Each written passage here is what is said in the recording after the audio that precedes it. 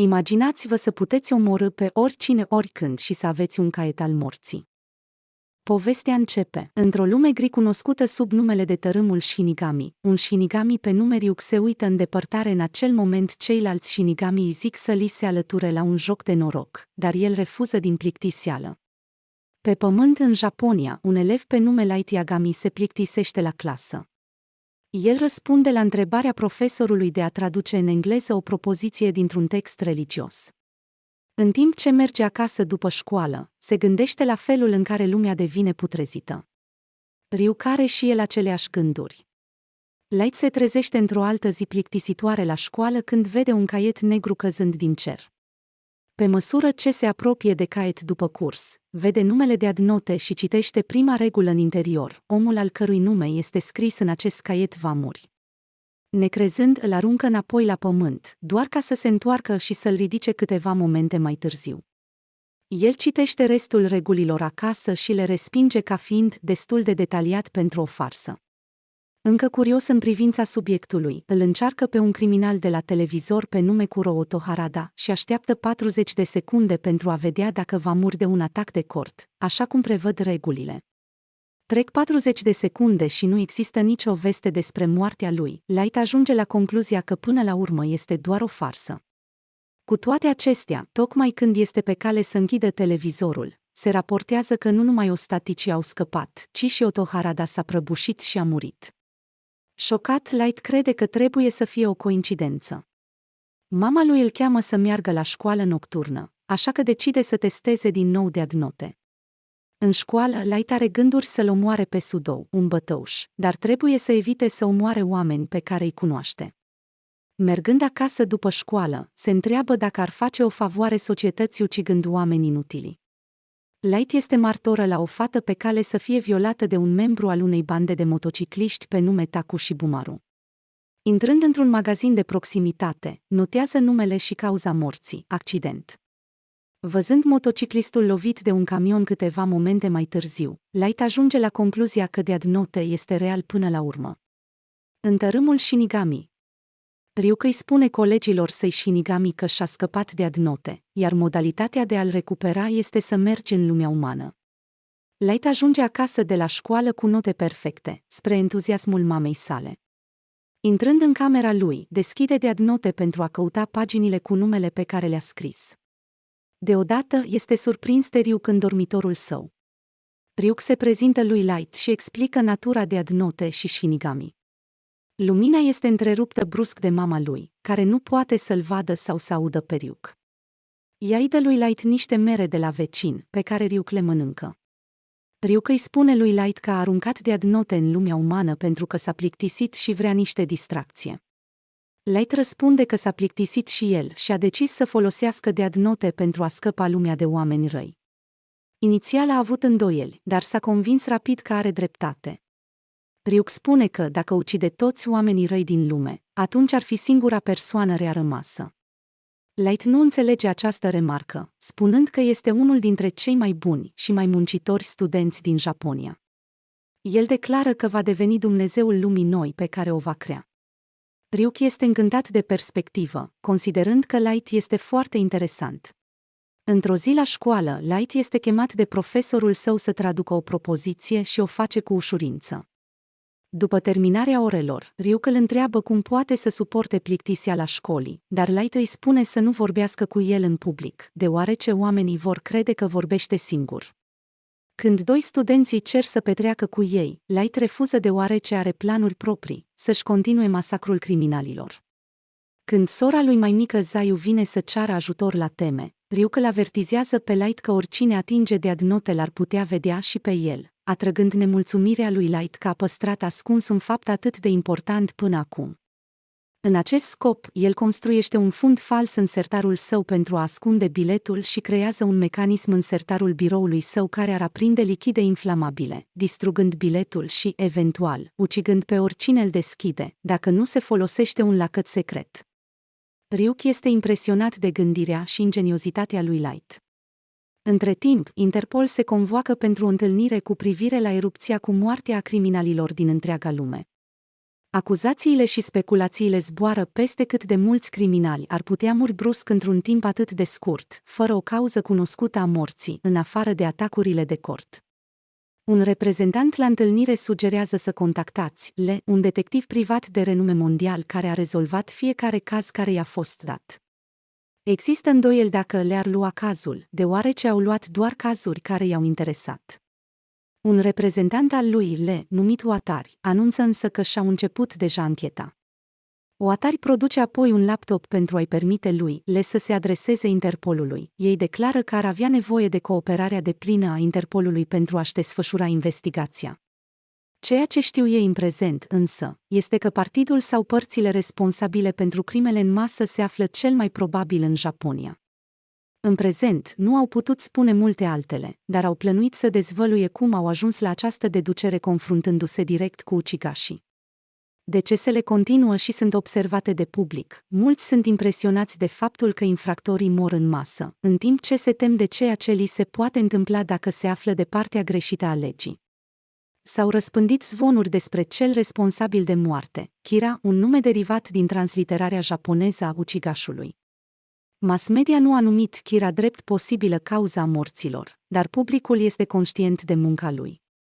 Light îi explică lui Ryuk că, dacă oamenii ar fi întrebați dacă infractorii merită să moară, cei mai mulți ar argumenta că a fost greșit la nivel moral, dar în adâncul lor, ei favorizează dreptatea carei. Zvonurile și sprijinul de pe internet pentru Kira vorbesc despre acest adevăr. Dintr-o dată, o emisiune la nivel mondial de la biroul japonez al ICPO este transmisă în direct la televizor. Un bărbat se prezintă drept Lindley Taylor, șeful sarcinii de investigare din spatele carei, și cunoscut și simplu drept reprezentanții japonezi ICPO sunt surprinși că le i-ar arăta fața. După ce a făcut exact așa cum le-a indicat ei sunt nerăbdători să vadă dacă gambitul le propus va da roade. Le condamnă moartea criminalilor și o cheamă afară pe Kira. Light este înmulțumit de capacitatea sa de a se sustrage de la captură, dar când le numește faptele sale rele, Light își pierde calmul și declară că oricine i s-ar împotrivi merită la fel de moarte ca orice criminal înainte de a-și scrie numele în deadnote. Câteva clipe mai târziu, Lindley Taylor suferă un atac de cort și moare la televizor în direct. În timp ce Light sărbătorește victoria asupra lui totuși, Real întrerupe difuzarea. Au fost cu adevărat șocați că încercarea lor de a o convinge pe Kira să intre în acțiune a dat roade.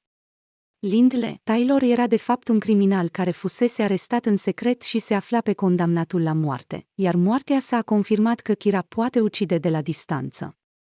Când Light nu-l poate ucide pe din cauza că nu i-a văzut niciodată fața sau nu-i cunoaște numele, găsește acest lucru interesant. Ei anunță în continuare că această transmisie internațională a fost de fapt limitată în regiunea Kanto din Japonia, confirmând astfel faptul că Kira a operat în afara Japoniei, confirmat în continuare de faptul că prima victimă a lui Kira a fost un criminal japonez ale cărui crime nu au fost niciodată difuzate la nivel internațional. Cu aceste indicii, le este încrezător că în cele din urmă o va prinde pe Kira.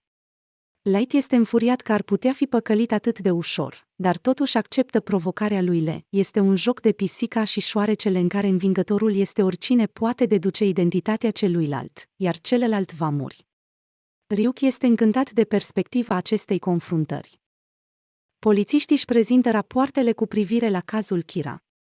Matsuda prezintă raportul său că crimele violente din Japonia au fost reduse semnificativ, deci nu-l suportă pe Kira sau metodele sale. După întâlnire, șeful și Matsuda discută necesitatea de a vorbi despre impactul pe care Kira l-a avut asupra ratei criminalității. Între timp, Light o ajută pe Zayu cu temele. Pe măsură ce tatăl lor ajunge acasă de la serviciu, Light îi spune lui Ryuk că are un avantaj împotriva poliției. Se pare că tatăl său este șeful responsabil cu investigația Kira. Light poate accesa fișierele din ancheta Kira de pe computerul tatălui său. Light își amintește că una dintre regulile de adnote este că atunci când cauza morții unei persoane este scrisă după 40 de secunde, se va întâmpla. Drept urmare, în timp ce își face rutina obișnuită de zi cu zi la școală, el este capabil să omoare criminali în fiecare oră. Șeful Soichiro, alături de primește vestea despre acest lucru și determină că Kira poate controla momentul morții victimelor sale. În timp ce merge pe stradă, Ryuk îl întreabă pe Light cum plănuiește să-l omoare pe Lee. Răspunsul este că va lăsa poliția să ajungă la el. Acest lucru se datorează faptului că, deși pot lucra împreună la suprafață, sunt suspicioși unul față de celălalt din cauza conexiunii lui Light cu poliția și a anonimatului lui Lee. În acea seară, după școala înghesuită a lui Light, Ryuk observă că cineva îi urmărește acasă și o alertează pe Light. Înapoi în dormitorul lui Light, Ryuk îi spune lui Light că Shinigami absorb durata de viață a oamenilor pe care îi ucid și sunt capabili să vadă numele și durata de viață ale oamenilor. El îi spune lui Light că îi poate oferi vederea unui Shinigami în schimbul jumătate din durata vieții rămase. După ce i s-a oferit ochi de Shinigami în schimbul unei jumătăți de viață, Light refuză înțelegerea, spunând că vrea să trăiască o viață lungă. Are o discuție cu Ryuk despre Shinigami în general brusc, își face o idee despre cum să obțină identitatea umbrei care îl urmărește. Amintindu-și una dintre regulile de utilizare a Death Note, este că un deces se va întâmpla atunci când este scris un nume urmat de cauză și detalii, el o pune la încercare pe unii deținuți. A doua zi, Soichiro lucrează în biroul său pentru a afla vestea că mai mulți deținuți au murit de atacuri de cort, dar au manifestat un comportament ciudat înainte de moarte. Le află și asta și crede că Kira poate acum manipula acțiunile oamenilor înainte de moartea lor. El îi spune șefului să nu facă publice detaliile. Light este acum încrezător în abilitățile Death Note după ce a văzut rezultatele pe computerul tatălui său. Death Note poate controla acțiunile oamenilor înainte de moarte, dar numai acțiunile care sunt în limitele capacităților victimei. Sub pretenția că ia o colegă de clasă la o întâlnire, Light folosește un bandit controlat de Death Note pentru a deturna un autobuz în care se află el și urmăritorul său. Lumina manipulează situația pentru a-l determina pe bărbat să-și predea actul de identitate. Bărbatul este un agent FBI pe nume Ray Penber. Light plănuiește să-l omoare în curând. După ce a coborât din autobuzul deturnat, Penber îi spune lui Light că are ordin să investigheze un caz. Prin urmare, Light trebuie să promită că nu va spune poliției despre toate acestea, în special propriului său tată. Light este de acord să păstreze acest lucru secret. Imediat ce pleacă, Light crede că totul este conform planului. De îndată ce Penber ajunge acasă de la serviciu, logodnica lui are suspiciuni despre incidentul deturnării autobuzului. Realizând ce gândește ea, el respinge acest lucru, amintindu-i că nu mai este agent FBI și că nu ar trebui să se implice în cazul Kira. El îi reamintește că aceasta este promisiunea pe care ea a făcut-o când au ajuns în Japonia pentru ca el să-i poată întâlni părinții. Ea își cere scuze pentru acest obicei, dar și Penber își cere scuze și spune să uităm de ceartă. Noaptea, Light a decis să-l scutească pe Penber pentru o săptămână și îi trimite un alt mesaj lui Lee. Săptămâna următoare, el se află în metrou pentru a testa un experiment. Dacă notează mai întâi cauza morții înainte ca numele să fie scris, se va întâmpla. De îndată ce Penber intră, Light îl confruntă fără să-și arate fața și îl face să noteze numele tuturor celor 12 agenți FBI care investigează cazul Kira sub conducerea lui Lee. În timp ce se află în mijlocul acestuia, Penber simte că a mai auzit vocea lui Light. Se îndepărtează de tren, apoi se prăbușește brusc din cauza unui infarct. Nimeni din stație nu pare să observe.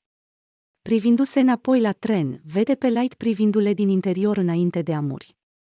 Președintele Statelor Unite anulează ancheta SUA în Japonia, după ce a aflat despre decesele FBI.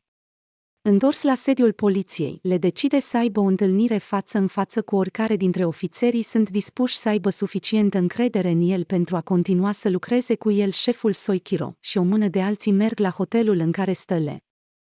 Dacă vă doriți și partea a doua, vă rog să dați un subscribe și un like alături de un comentariu.